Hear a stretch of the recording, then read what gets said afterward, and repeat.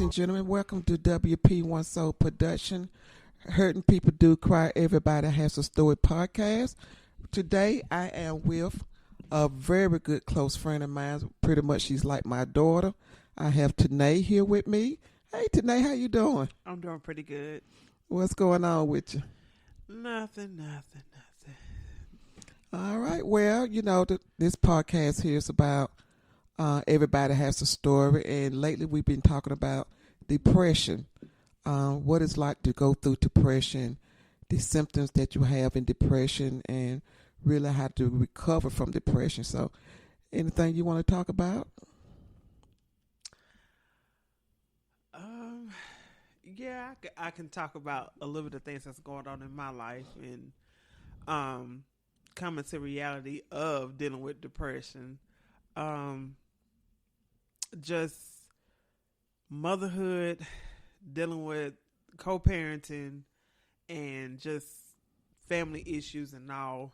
It's just a big old blur to me because trying to be there for everybody and basically have abandoned myself and not able to put myself first has started to put me in a dark place in my life where I'm not even recognizing myself anymore. Just not knowing who I am and just accepting the fact that I'm dealing with depression and trying to get over that. So when you say you dealing with depression, what are you talking about? As far as what? Can you give examples? Not want to go anywhere, just work, do my mommy duties, and just want to take a bath and get in bed. It's just like a regular routine. I'm having to push myself to do things. When I have friends that try to invite me to go places, don't want to go, not interested. The way I dress now, you can tell something ain't right. I'm always in baggy, raggedy looking clothes. I don't look at myself in the mirror anymore. If I do, it's like I'm being negative towards myself. It's like I don't know who I am. It's like I just don't see myself anymore. So it's just it's a lot. It's a lot. But the main thing is just being stuck and just not sleeping well, and it's just constantly just facing different issues. Okay, I know we talked about one time where you saying that you do for everybody, but you're not really taking care of you. And you put a lot of load on your shoulders when you don't really realize it. And then, when reality hits, you realize it's a lot that you're going through. And, I've always tell people, you have to take care of yourself. You have to love yourself. You can't do for others and don't do for yourself. You know what I mean? Right. So what is it that you think that brought on depression? How did you realize that you was going through depression? What the first notice or symptoms that you was going through depression? My mood changed a lot. I noticed that I'm more snappy. I'm angry. Tired, just overwhelmed. It's like just a combination of dealing with different mood swings on a regular. Mm-hmm. Okay, so with the mood swings that you be having, anger. Let's talk about the anger part. There's a reason why there's an anger part. Where do you think the anger is towards? A lot of my anger came from dealing with co-parenting. Having to co-parent with someone that is dealing with their own mental issues, and it's just excuse me, it caused a lot of frustration on my end. It made me It made me upset with God. I'm just gonna be honest. It made me upset with God. It made me curse at God. I know that's not right because I just couldn't understand why it's so hard to co-parent with someone, and I never thought in a million years that I would meet someone and they would just put me in this situation where I'm just angry all the time, angry, frustrated, to the point where I started dealing with my own personal health issues because I allowed that person to trigger things.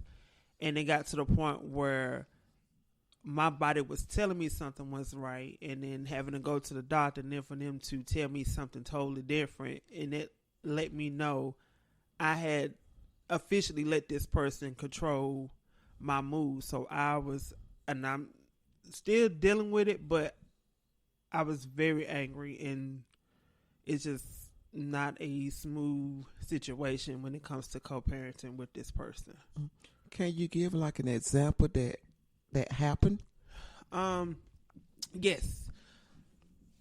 For carrying my child throughout the whole pregnancy, I did not have a good pregnancy at all. My body was trying to reject my baby. So I would just try to communicate with him as much as I can. Dealing with one situation, I could not keep food down. It got to the point where I couldn't even keep liquids down, not even water. So my doctor had told me, they ran like a lot of tests on me, couldn't find out it was my gallbladder. And by me being pregnant, they was telling me that it'll be like a 50-50 chance that my child wouldn't survive the surgery. So he's the first person I'm calling to let him know what was going on. And it was like, okay, I'm going to come. I'm going to pack my bags. I'm going to be with you. And the next day I went into surgery, came back out, didn't hear nothing from him. And me just being who I am, I end up calling him and asking him why he wasn't there. And that was like the first red flag, warning sign for me. And then when I gave birth to my daughter, he walked out the labor room because I allowed my mom to name her.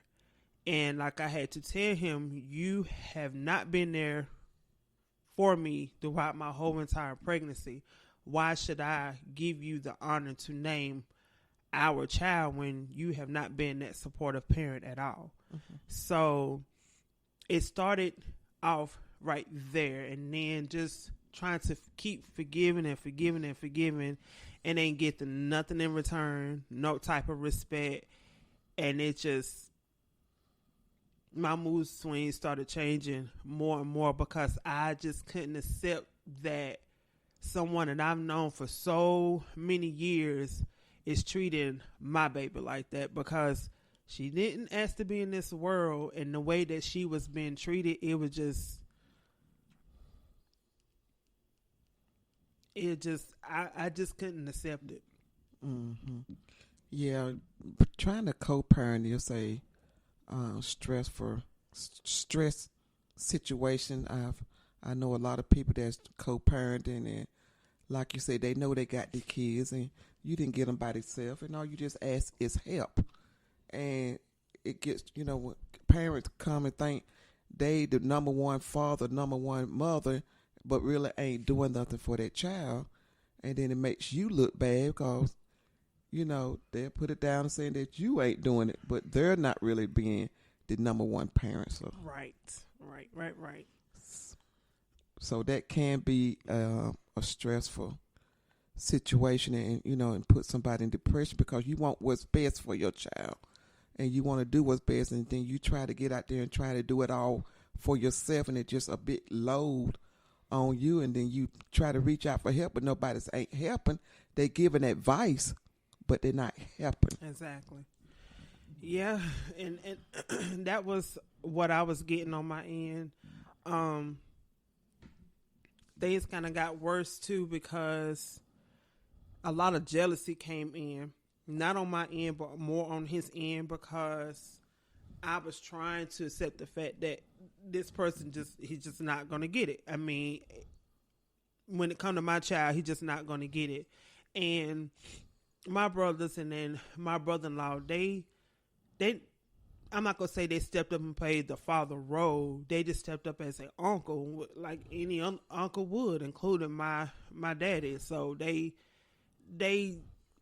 looked out for my daughter. They do anything for her. They buy her anything, and that was something that he was intimidated by. So instead of working as a team, he decided to go downtown and file some type of co-parenting custody paperwork, and it just been an uproar battle since then, because a lot of lies came out, where it was like, oh, she won't let me see my child and do this and do that. But let me remind you, he does not financially help.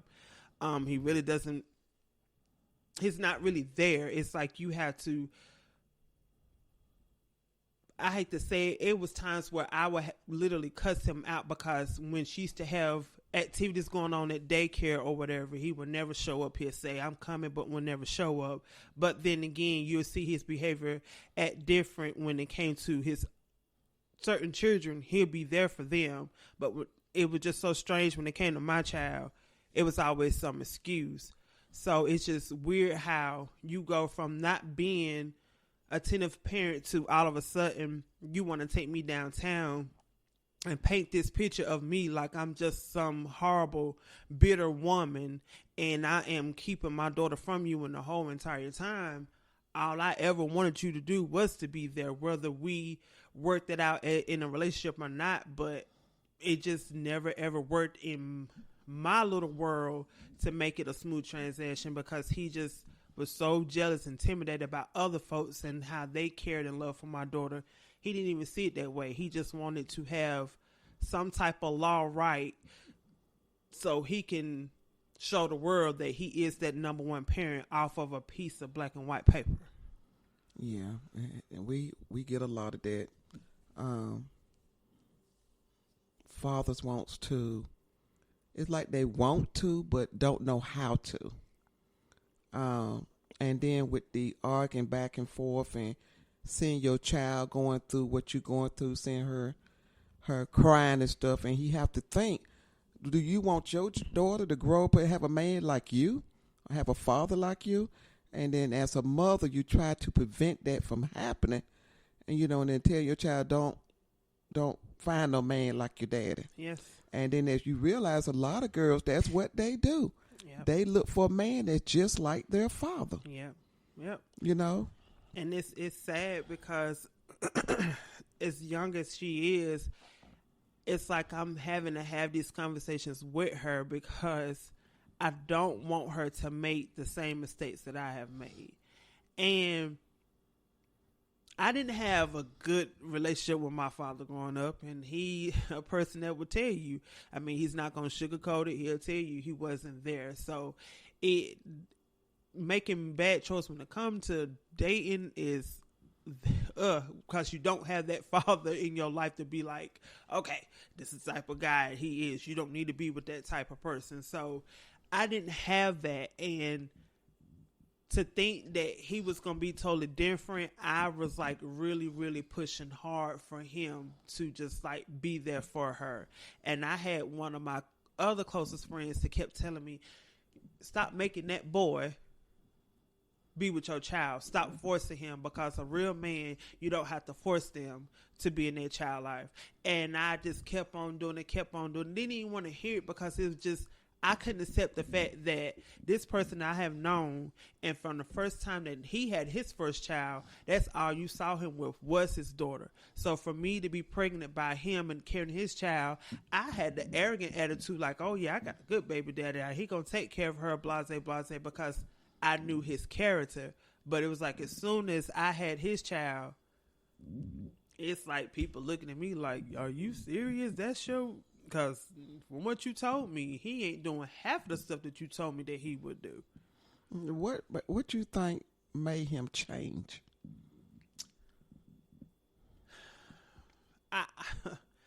I really don't know. I don't know because when we had rekindled our relationship, um, he acted so different. Like I was having transportation issues with my car, so he was like, I'm not gonna say my go-to person, but he was a person that was always there for me. So every time I called him, he'd pick up that phone. Can you take me to school? Can you take me to work? Can you pick me up from work? Can you pick me up from school? He was there, and we spent time with each other all the time. So the day that I found out I was pregnant, I called him and told him. I didn't get no negative reaction. It was, oh, okay.